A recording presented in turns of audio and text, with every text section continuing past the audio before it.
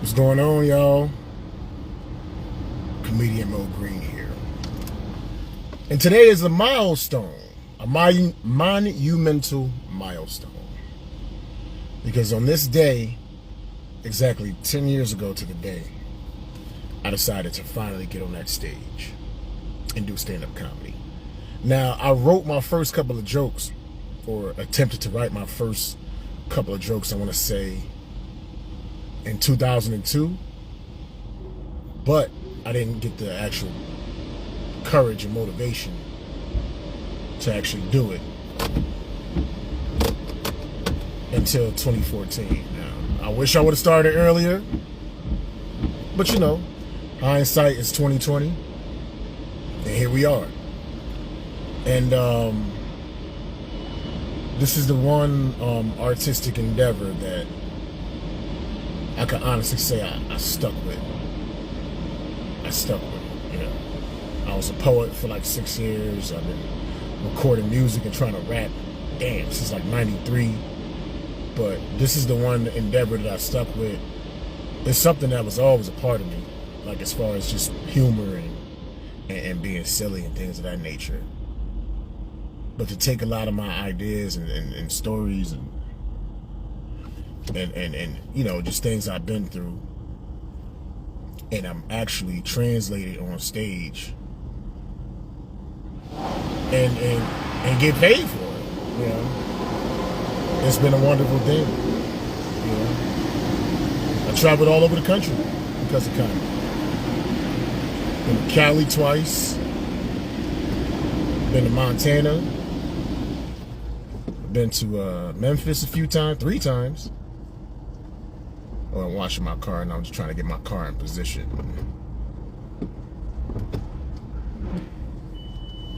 Oh yeah, been to Memphis 3 times. All over upstate. Been to Maine. I performed in Maine. I headlined in New Hampshire, Rhode Island, Pennsylvania, Philly, Reading. I think I did Allentown too. I did Jersey. I've done Newark. I've done Pennsauken. All over the borough, 5 boroughs. You know what I'm saying? All over New York. Obviously Connecticut. This is where I'm based. All over Mass, Springfield, Worcester, Boston, Quincy, Cape Cod, Rhode Island. I've been Pawtucket, Woonsocket, Cranston. Where else I perform? I'm trying to name it all, man. I'm trying to name it off the top of my head. I've been to a lot of places. I haven't been to Atlanta yet. I'm gonna be there soon. Haven't been to Miami. Haven't been to Texas, but yeah, those are some of the places, like the goals that I want to be. You know, I'm trying my hardest to get another Laugh Factory Chocolate Sundays audition. I've been emailing those guys for that. No regrets. I could push it harder. I could stand to push it harder, be more assertive, put myself out there. I've been running open mics for like the last going on 3 years now, and that is aided in my growth tremendously as a comic. Booked a lot of people. I produced a lot of shows, booked a lot of individuals, paid a lot of people. You know, nobody can say I never paid them or anything like that, or that I do bad business. And in this journey, it's never a perfect situation where everybody loves you. You know what I'm saying? Everybody don't love me, but that's okay. That's their issue. I have no hate for anybody. You know, I have my opinions on how certain individuals move, but at the end of the day, whatever demons any individual is dealing with, that's on them. That has nothing to do with me, nothing to do with my growth. You know, and if some of them feel like they have to write me out of their lives, that's their life. You know what I mean? I'm gonna keep propelling forward and pushing forward, but I have no animosity or no hate towards anybody. You know, I'm thankful for everybody that put me in this position, tell me get to where I get, those that rock with me and those that do not. You know, like I always say, the major one that put me in the position to even do this is Tyrone Burston. I'm forever thankful for him just 10 years ago. You know what I'm saying? It's a little bit, actually over 10 years ago, because even though I started on the 20th of January in 2014, I actually spoke to him like a few days before that, maybe like a week or two before that. Like I wrote my jokes and stuff, and then I went over my jokes with him, and he sat on the phone with me for like 2 or 3 hours, just giving me like a framework and a point of view of where to get started. So Ty Burston, I'm always gonna be indebted to him. We got to do more work. We got to do some work together. We've only been on a couple of shows in all this time that I've been doing this, but he lived way down in North Carolina. I live up here, so it's more of a regional thing than anything. But you know, that's going to change. If I got to be more proactive in order for that to happen, then that's what's going to happen, man. You know? But yeah, I love it. You know, there's a lot of drama and comedy, both on the local level and on the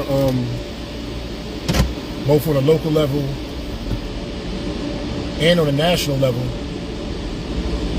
But ultimately, you got to ask yourself, you know, how is the drama actually going to help you? Now, if somebody is getting at you, spreading lies and things of that nature, you have your right. You have every right to defend yourself.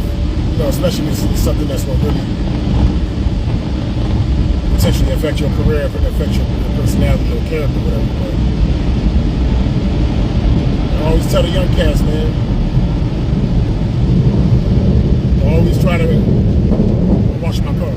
Always try to have love in your mind when you do this, man. Always come from a place of love, and it's the funny first before anything, man. You know, the gossip, the rumors, and the hate. You know, it's fun. It's sensational. You know, Cat Williams broke the internet. Got a lot of people mad at him. Even people that had nothing to do with it. Even people that he didn't mention. Some people was mad that he didn't mention their name. You know what I'm saying? And if you want to be fueled by sensationalism and negativity, and I'm not saying that's what Cat is. I feel like he was defending himself, and every person has a right to defend themselves if they feel like people are besmirching them. Everybody got that right. But you, as a newer comic and a younger comic, man, you should be focusing on the funny, focusing on the jokes, focusing on how to get booked. How can I get in this position? This cat is always getting booked as a headliner over there. So, you know, how can I get in that position to be that? I don't got all the answers. I don't always get. I get booked as, I'm not a headliner, but you know, I get booked as a closer more times than not. You know what I'm saying? Like, the people that reach out to me do appreciate my ability. They trust in what I do, what I can do. You know, for years it was always like Mo Green whack, Mo Green this, blah blah blah blah blah. Mo Green only sings. You know, and I've proven quite the contrary. You know what I'm saying? I've proven quite the contrary. I've proven that there's a lot more in the bag than people would let on. It's just that, you know, I want to master certain aspects of it before I bring other aspects of the bag that I have, man. You know, but I just love it, man. You know, I love. You know, I'm talking kind of low, but you know, it's still kind of early in the morning and it's cold outside. It's hard to be animated when it's cold, yo. This is frozen. I'm surprised.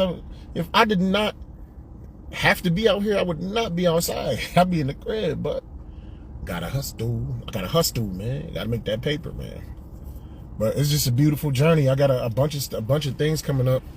The gig of mine that I have coming up, that's my produced show.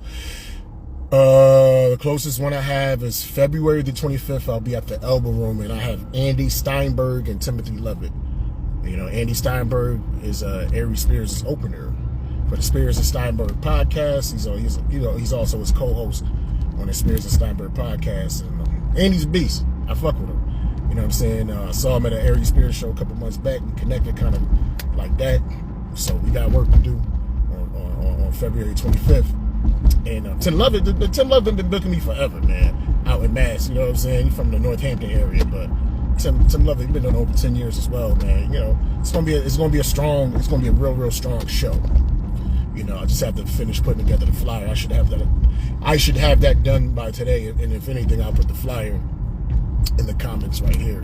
You know what I'm saying? Yeah. Oh yeah, real talk, Marlene. You know, a lot of us, like I was saying earlier, you know, a lot of people, we get caught in the sensationalism and going back and forth trying to battle and stuff like that. But then you have to ask yourself, like, is that helping your pen game? Is that getting you more gigs? That's what you gotta ask yourself. And if it's not getting you more gigs, you know, if people start looking at you as a malcontent or somebody that, you know, when something goes wrong, they always argue and stuff like that, and especially if you haven't even really made a name for yourself. It's like a plane crashing before it even takes off. That's why I try not to get. I hear whisperings, and a lot of people have things to say about me. Some positive and some negative or whatever. But at the end of the day, I can't fight ghosts. I can't fight shadows. I can't fight whispers and rumors. You'll be fighting for the rest of your life, man.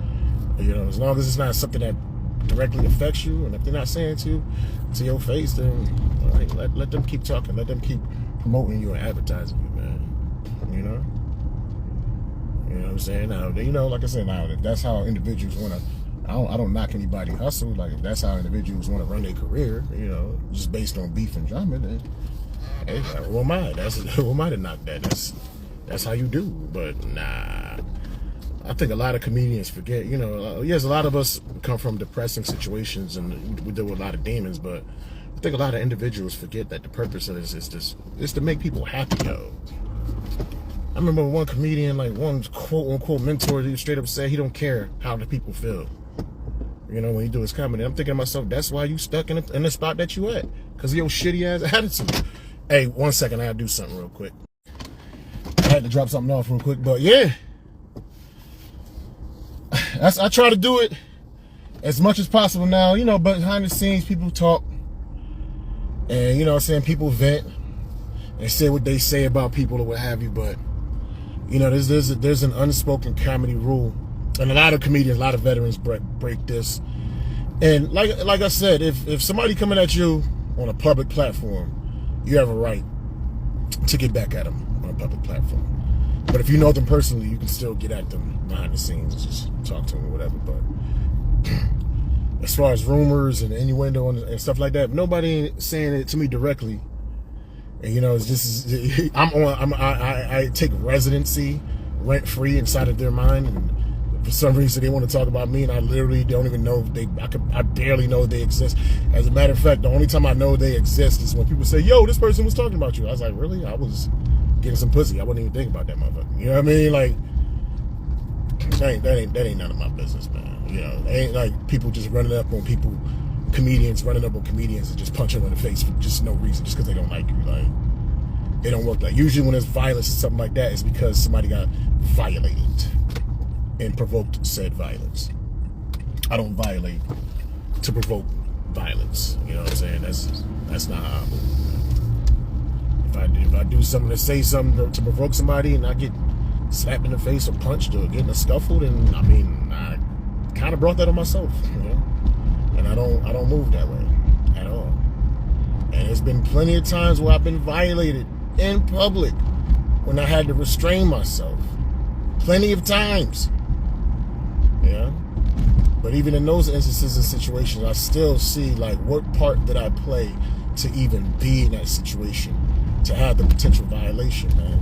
My homegirl, Be Too Funny Mason out of Memphis. She's funny as hell. I think she got Comedian of the Year out there, her first year doing it. Got great energy. She used to be a rapper. Witty as shit. She a stud, but mad witty with it.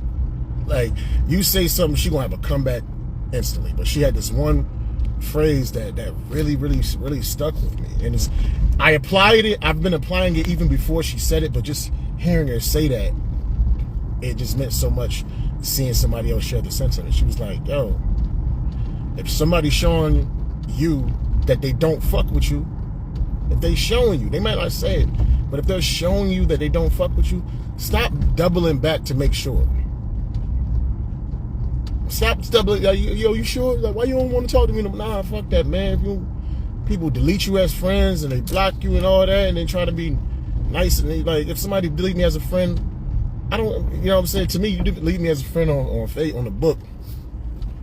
That means you don't want to talk to me in real life. That's cool. That's your way of saying it. Say, hey, that's it. You know what I'm saying? I've had those instances where I think people was my friends and people was my mentors, all this shit, and for whatever like small mundane reasons, I just see the plus sign next to their friend name. Like, oh, that's how you feel. People that you confide with, talk to on the phone for hours, they have one disagreement, or they just I don't know, for whatever small reason, they associate you with that reason, and instead of like treating you as a friend and actually talking to you, they just don't fuck with you no more. Don't double back. Ain't my business. Don't double back. Just continue to succeed, man. I hate using cliches, but it's true. Success is the biggest revenge, especially when people expect you to fail and you just keep winning. And they even may have some more success than you, but they still take joy in you not succeeding. So every time you succeed, it's like pens and swords and daggers stabbed to their ego. Keep winning. Keep winning. I'm not saying I'm winning, but like people that only just look at me for my sake of my talent and my art, they believe in me, man. They rooting for me. I got some things in the works. Got some pretty good things in the works. Some things are coming together.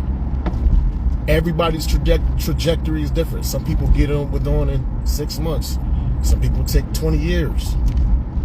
Some people get on in 5. Some people you might start, and some people start 3 or 4 years after you, and then on the surface it seems like they've surpassed you. It's not that they passed you. They're just on a different plane. They're just on a different situation. You know what I'm saying? They say, another cliche, comparison is the thief of joy. A lot of times, don't compare yourself to other people that may be doing better than you. You know, instead of comparing yourself to them, you have to ask yourself the question, like, what is it that these individuals did that helped to propel them to get into certain situations? Those are the questions you have to ask yourself.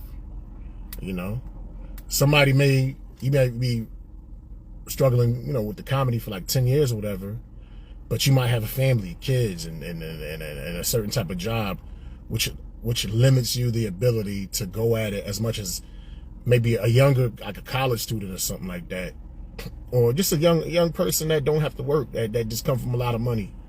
So they never really had a real job, and they just able to get out there and get at these mics and things of that nature. They are making the most of their time, so you got to respect that, because there's a lot of people that are fortunate, that got money and things of that nature, and all they do is just get high and get drunk and they don't do nothing.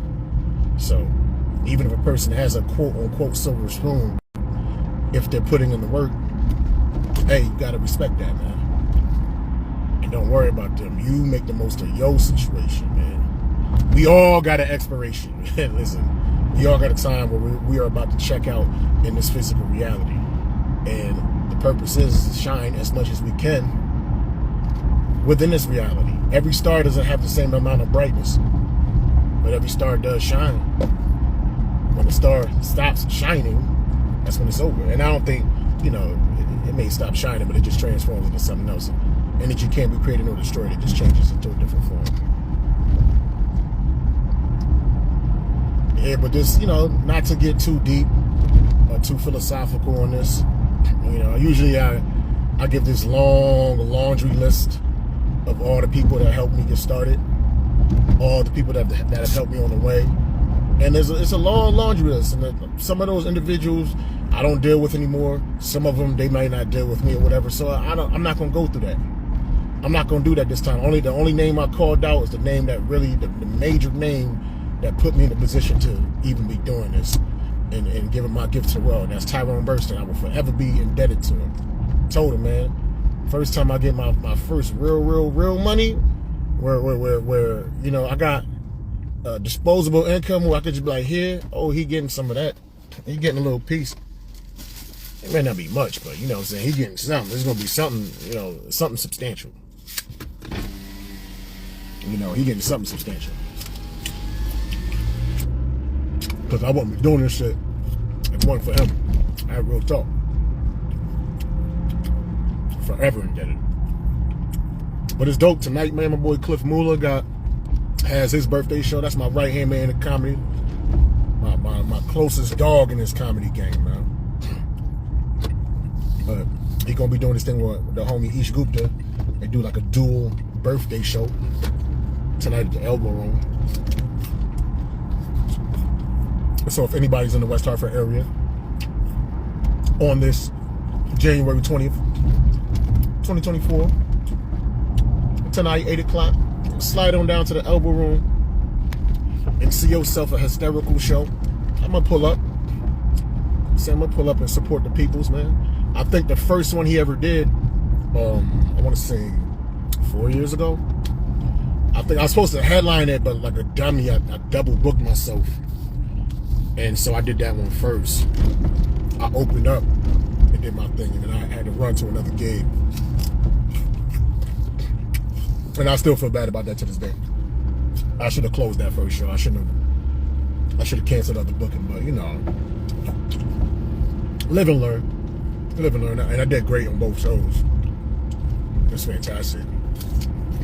But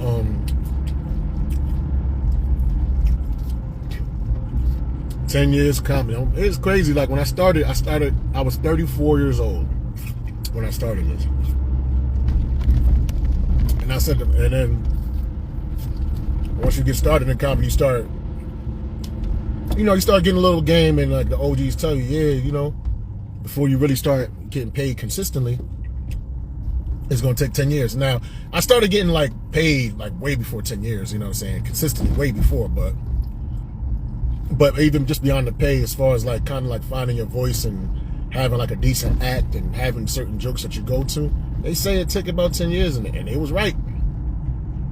But I always say, I was like, damn, man, 10 years, I'm gonna be 44, about to be 45, I'm gonna be old, man. And now, here we are. Yo, what the fuck? Where's the driveway to this place? I said, and now, I was just saying, here we are, man. These motherfuckers did not plow their driveway at all. This is whack. Hey, fuck it. It is what it is. I gotta drive in the snow just to drop some. But like I said, here we are, yo. 10 years later. And here's the 10 more, man. But this 10, I gotta push it harder. Like within 3 years, I want to be a national. Within 3 years, my goal is to be a national headliner. I got to be way more personable. I have a fan base low key, but I need to touch those fans a little bit more so they can support more. I have to be more interactive and open with. That's the next goal. But anyway, you know, probably do this a little later. You know what I'm saying? Go live or whatever and just show clips of just my journey throughout this year. I think I want to do that. I think it won't be live, but it'll probably be via Zoom, and I'll just put something together and just show my clips and my progression throughout the years as a comedian. I think that would be kind of cool. But if anything, happy anniversary to me, man. Yep, I'm still here. For all those that thought I was gonna stop, I'm still here, baby. Peace. All right, so let's go. I'll tell you a couple things about myself. I'm like what you call an unlucky, underachieving, light-skinned Negro. I stay with a mediocre job. My car is overpriced and shitty. And I can't keep a woman to save my damn life. Despite my shortcomings, I used to always say, Lord, at least I have good hair. I'm fat, man. And I'm bald-headed. I'm 45. Like, the thing that got me by with the women for years was the fact that I was handsome. Because I never had money, never had no toughness, none of that. I was always handsome. Now the handsome is going away, man. And so is my bitches.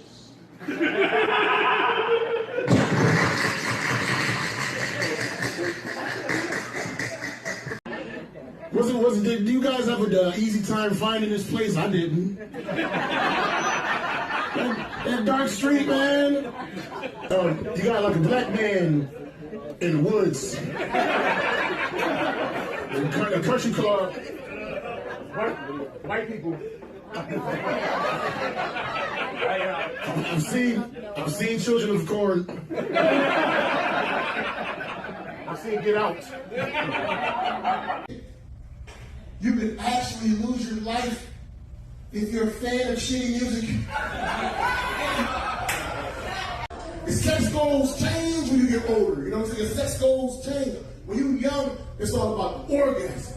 When you're a man over 40, peeing after the orgasm feels better than the orgasm. Because nowadays, you know what I'm saying, when I get lucky to have some sex and have orgasm, I'm like, ooh, baby, that was good. Maybe a peanut butter and jelly sandwich. But when I pee after that shit, I'm like, And I did, because you do that thing I make you eat after I came. It feels so wonderful.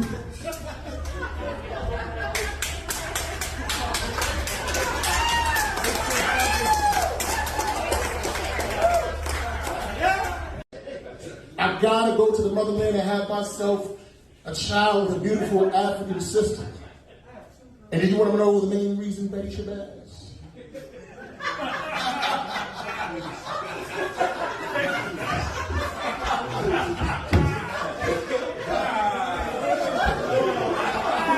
She's like Betty Coretta King. Like she's like all of this. Business as usual.